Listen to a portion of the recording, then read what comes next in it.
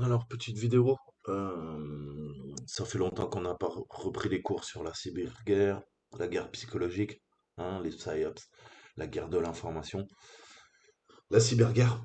Ok, mais il y avait quelques petits articles là, que je trouvais intéressants pour appuyer mes propos, puisque je vous ai fait quelques vidéos maintenant sur le sujet, et c'est toujours dur de se dire, bah, écoute, tout ça, c'est des techniques que je ne connaissais pas dans le secteur civil.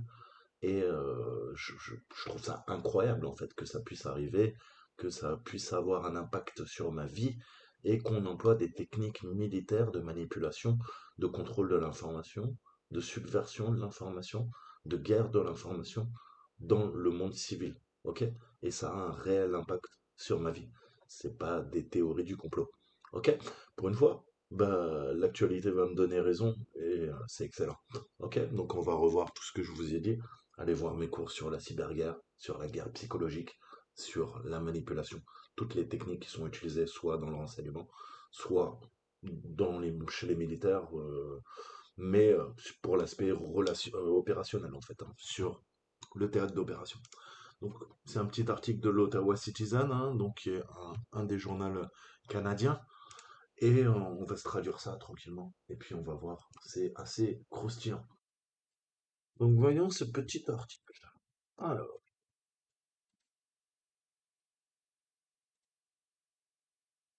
Alors, les chefs militaires ont vu la pandémie comme une occasion unique de tester des techniques de propagande sur les Canadiens selon un rapport des forces armées. Un plan élaboré par le commandement des opérations interarmées du Canada s'appuyait sur des techniques de propagande semblables à celles utilisées pendant la guerre en Afghanistan. Intéressant. 27 septembre 2021. Lieutenant-général Mike Rouleau. Ok, alors, les chefs militaires canadiens ont vu la pandémie comme une occasion unique de tester des techniques de propagande sur un public sans méfiance. Qu'est-ce que je vous disais dans mes cours? On est en train de transférer des techniques militaires et de les utiliser sur les forces civiles. Ok? Continuons. Le gouvernement fédéral n'a jamais demandé la soi-disant campagne d'opération d'information et le cabinet n'a pas autorisé l'initiative élaborée pendant la pandémie du Covid-19 par le commandement des opérations interarmées du Canada dirigé par Rouleau. Mais les commandements militaires pensaient qu'il n'y avait pas besoin d'obtenir l'approbation des autorités supérieures pour élaborer et poursuivre leur plan, a déclaré le major à la retraite. Daniel Gosselin, qui a été amené à enquêter sur le stratagème, a conclu dans son rapport. Donc on voit bien déjà l'armée en roue libre, ils font ce qu'ils veulent, et en plus, ils font de la guerre psychologique sur leurs propres civils.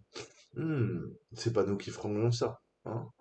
C'est pas l'OTAN qui ferait ça par là. Non, pas du tout. Donc le plan de propagande a été élaboré et mis en place en avril 2020, même si les forces canadiennes avaient déjà reconnu que les opérations d'information, de politique et de doctrine de ciblage visent les adversaires et ont une application limitée dans un concept national. Bien sûr, c'est toujours la même histoire. Une copie de l'enquête Gosselin a été obtenue, ainsi que des documents connexes, en utilisant la loi sur l'accès à l'information. La chance qu'ils ont au Canada et qu'on n'a pas nous, Français. Le plan élaboré par le commandement des opérations interarmées du Canada, également connu sous le nom de GSOC, s'appuyait sur le 6 GSOC, pardon, s'appuyait sur les techniques de propagande semblables à celles utilisées pendant la guerre en Afghanistan, la campagne appelée à façonner et exploiter l'information. Le GSOC a confirmé que le programme d'opération d'information était nécessaire pour contrer la désobéissance civile des Canadiens pendant la pandémie de coronavirus et pour assurer les messages du gouvernement sur la pandémie. C'est beau.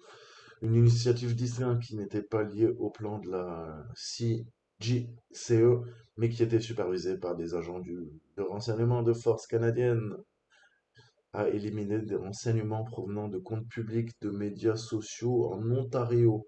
Joli, c'est beau ça. En démocratie, c'est vraiment propre tout ça. Des données ont été compilées sur les rassemblements pacifiques des BLM, hein, et des dirigeants des BLM. Les officiers supérieurs de l'armée ont affirmé que l'information était nécessaire pour assurer le succès de l'opération Laser, la mission des forces canadiennes visant à aider dans les foyers de soins de longue durée touchés par le Covid-19 et faciliter la distribution de vaccins dans certaines collectivités du Nord. C'est beau. Donc, hein, je ne vais pas lire tout le truc, vous avez bien compris, opération de propagande sans opération et sans approbation. Donc c'est assez beau, hein, c'est vraiment beau, et c'est un cas unique, d'après eux. Ok? Donc on voit bien comment on peut manipuler, même pas besoin d'être en temps de guerre, hein, en temps de paix, comment on peut manipuler l'information. Ok? Et les civils, eh ben, jamais se douteront que leur propre armée est en train d'utiliser des techniques d'opération de l'information, ni plus ni moins. Ok? On se dit c'est impossible. C'est les dictatures qui font ça. Hein. Nous, démocratie éclairée occidentale, jamais on ferait ça. C'est les Chinois et les Russes. Ben non, détrompez eux. Ok? Donc voilà, j'espère que vous serez un petit peu plus lucide. De toute façon, je vous mettrai les articles dans la description. Passons au deuxième, aussi assez croustillant. On reprendra les cours de toute façon sur la guerre de l'information. Voilà. Alors, derrière la guerre cognitive, l'OTAN bataille pour votre cerveau mené par les armées occidentales. Ok? Donc, je vais vous lire la première page du manuel et on verra un bouquin que j'ai récupéré. Donc, c'est la géostratégie en fait de l'OTAN hein, d'ici 2050. Et il y a un petit bouquin qui s'appelle Cognitive Warfare. Ok? Donc, c'est vraiment la guerre cognitive, c'est-à-dire utiliser des techniques éprouvées hein, dans le secteur militaire pour manipuler, ni plus ni moins. Ok? Endoctriner, manipuler, tromper, berner, abuser. Ok? Donc je vais lire la première page et puis après je vous lirai ce petit article et puis on s'arrêtera là. C'est juste pour vous dire que les méchants chinois, les méchants russes, les gentils américains, les gentils français, en géopolitique, en géostratégie, vous savez que c'est bien plus compliqué que ça. Ne soyez pas naïfs, comme je vous le dis toujours. Alors je vais vous lire la petite intro, manuel de guerre psychologique OTAN. Alors que les conflits mondiaux prennent des formes de plus en plus asymétriques et grises, la capacité de manipuler l'esprit humain en utilisant des techniques et des outils scientifiques neurocognitifs augmente constamment et rapidement. Cela complète les techniques plus traditionnelles de manipulation par le biais de technologies de l'information et de la guerre de l'information, faisant de l'humain de plus en plus la cible de la guerre cognitive. Vous faites partie de la guerre cognitive. Je fais partie. Nous sommes tous cibles de la guerre cognitive qui est opérée, surtout en ce moment depuis le Covid. Ok? Donc, voyons un peu. Les gouvernements occidentaux de l'alliance militaire de l'OTAN développent des tactiques de guerre cognitive utilisant les menaces supposées de la Chine et de la Russie pour justifier une bataille pour votre cerveau dans le domaine humain, pour faire chacun de nous, enfin, pour faire de chacun une arme. Ok? L'OTAN développe de nouvelles formes de guerre pour mener une bataille pour le cerveau, comme l'a dit l'alliance militaire. Le cartel militaire de l'OTAN dirigé par les États-Unis a testé de nouveaux modes de guerre hybride contre ses adversaires autoproclamés, notamment la guerre économique, la cyberguerre, la guerre de l'information, la guerre psychologique. Aujourd'hui, l'OTAN est en train de lancer un tout nouveau type de combat qu'elle a qualifié de guerre cognitive, décrite comme la militarisation des sciences du cerveau. La nouvelle méthode consiste à pirater l'individu en exploitant les vulnérabilités du cerveau humain afin de mettre en œuvre une ingénierie sociale plus sophistiquée. Qu'est-ce que font les hackers? Les hackers utilisent des techniques militaires, ni plus ni moins, dans le secteur civil. Ok? Mais maintenant, les militaires qui ne sont pas hackers utilisent des techniques des hackers dans le secteur civil. Ok? Je vous ai dit à un certain niveau, ingénierie sociale, piratage, hacking, informatique. Il n'y a plus de différence entre les services de renseignement, entre l'armée, entre les hackers, les très bons hackers. Ok? Soit ils travaillent pour ces deux entités, soit bah, ils se font en opposition. Mais les techniques sont les mêmes. Ok? Vous connaissez toutes les techniques de l'espionnage, du renseignement. C'est les mêmes techniques qui sont utilisées. Je vous l'ai toujours dit. Ok? Donc, l'OTAN est divisé en 5 domaines opérationnels différents. Je vous ai dit, c'est la 5D. Je vous l'ai déjà expliqué dans mes cours. L'air, la terre, la mer, l'espace et le cyberespace. Avec son développement de stratégie de guerre cognitive, l'alliance militaire discute d'un nouveau 6e niveau, le domaine humain. Ok, donc maintenant on va parler de 6D. Ok, donc une étude 2020 parrainée par l'OTAN de cette nouvelle forme de guerre est clairement expliqué. Alors que les actions prises dans les 5 domaines sont exécutées afin d'avoir un effet sur le domaine humain, l'objectif de la guerre cognitive est de faire de chacun une arme. Ok, donc tout est dit, hein. Le cerveau sera le champ de bataille du 21e siècle. Pensez à Elon Musk, hein, qui veut vous mettre des puces dans vos têtes. Je vous laisse méditer. Les humains sont dans le domaine contesté et de futurs conflits se produiront probablement entre des gens numériquement d'abord et physiquement par la suite, à proximité des centres de pouvoir politique et économique.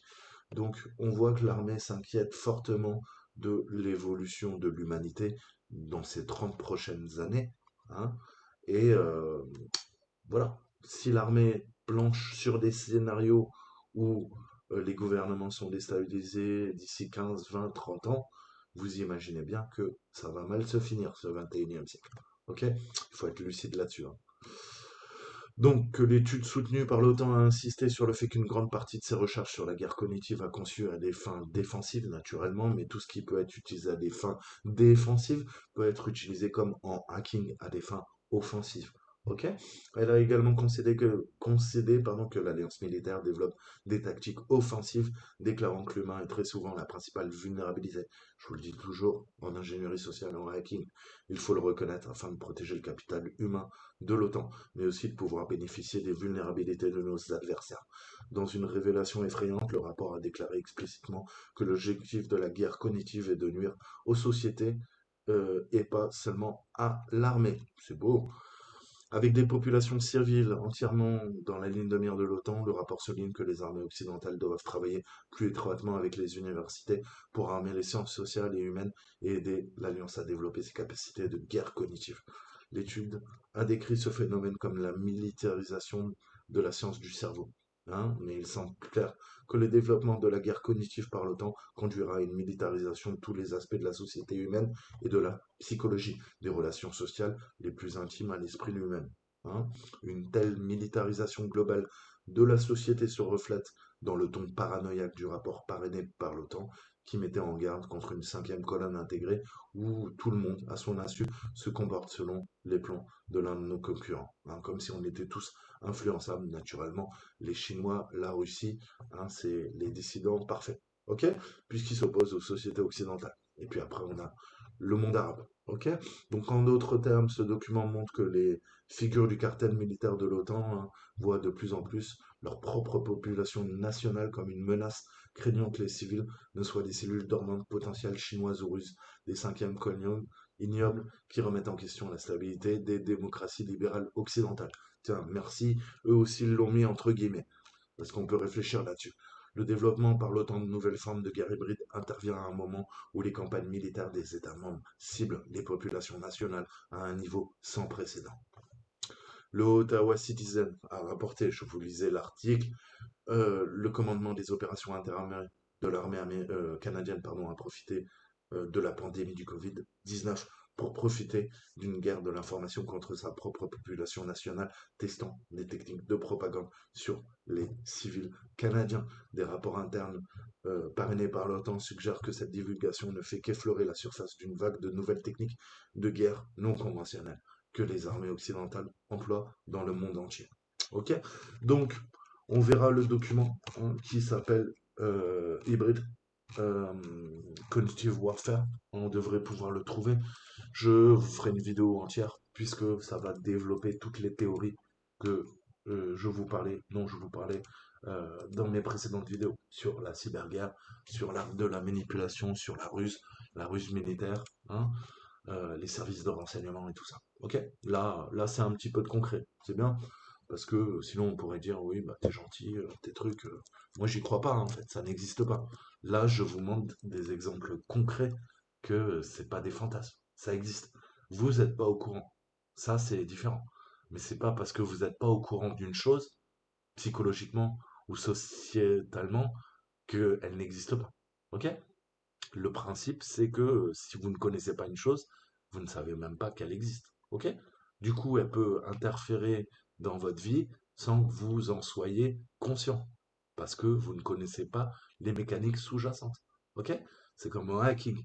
On ne connaît pas un système, après on apprend par cœur, on apprend à le casser, à le réparer, à le démonter, à le hacker. Ok? Et à partir de là, on comprend mieux des choses qui nous paraissaient impénétrables. Ok? Donc, ayez bien, gardez votre esprit ouvert. Ok? Et encore une fois, c'est pas parce que les journaux vous disent que c'est forcément faux ou une théorie du complot que ça l'est vraiment. C'est pour ça qu'il faut que vous soyez comme des journalistes, que vous alliez recouper vos sources, que vous lisiez plusieurs langues, dans plusieurs langues, ok? Pour multiplier les sources et pas avoir qu'un seul son de cloche, ok? Puisque en France, les médias sont dirigés par 10 milliardaires, maintenant il n'y en a plus que 8, ok? Et l'armée a tout pouvoir. Si elle a envie de contrôler l'information, elle le fera. Ok? Elle a qu'à demander à l'AFP, l'agence France Presse, qui fournit à l'ensemble des rédactions du pays. Ok? De ne pas faire fuiter telle ou telle information. Ok? C'est aussi simple que ça. Donc, soyez-en conscients, ne soyez pas dupes.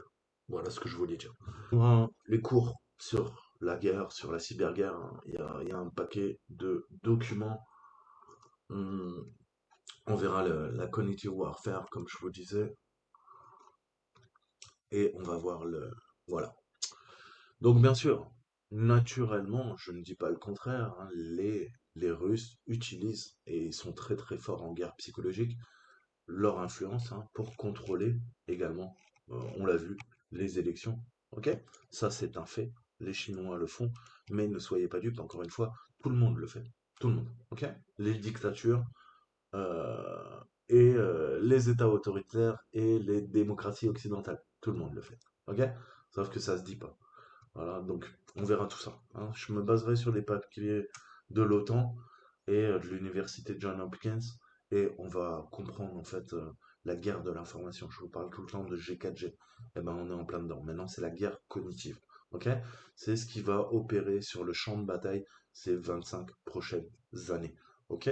Donc on verra les psyops, hein, la guerre psychologique, les opérations psychologiques, la guerre électronique, hein, le W, Electronic Warfare, bah, la cyberguerre, la cyberwarfare, la guerre de l'information et la guerre cognitive. Ok? Comment on peut influencer, diviser, euh, rendre confus, troubler, perturber hein, le raisonnement de notre adversaire. Ok? Tout ça, c'est des techniques qui sont enseignées ok? Par l'OTAN et on verra un petit peu quel sera hein, le fantassin, le cyber-fantassin du futur. Ok? Et quelles sont les doctrines, quels sont les pouvoirs d'action, quelle est la légitimité aussi de mettre tout ça, encore une fois, en démocratie. Ça fait un peu peur, hein. On dirait un pays totalitaire qui ferait ça. Mais là, c'est carrément l'OTAN. Donc ce sont plein de petites démocraties qui font ça. C'est quand même assez inquiétant. Donc toujours, je vous le dis, gardez un aspect critique. Ok? Et voir si ça peut vraiment aider hein, contre la guerre, contre le terrorisme ou bah, comment dire, des ingérences étrangères, chinoises, russes ou autres. Ok? Donc on verra ça. Je vais vous mettre ça en forme. Il y a 70 pages. Ok? Je vous ferai une synthèse et voilà. Là, vous serez, ça sera une petite projection du futur. Ok? Voilà. Et qu'est-ce que peuvent faire les hackers? Ok? Puisque, faut pas se voiler la face, l'OTAN est en train de recruter de plus en plus de hackers. Ok? Donc voilà, petite vidéo en passant, mais petite mise au point. Et je vous mettrai les documents en description. Voilà, je vous dis à bientôt. Ciao, ciao.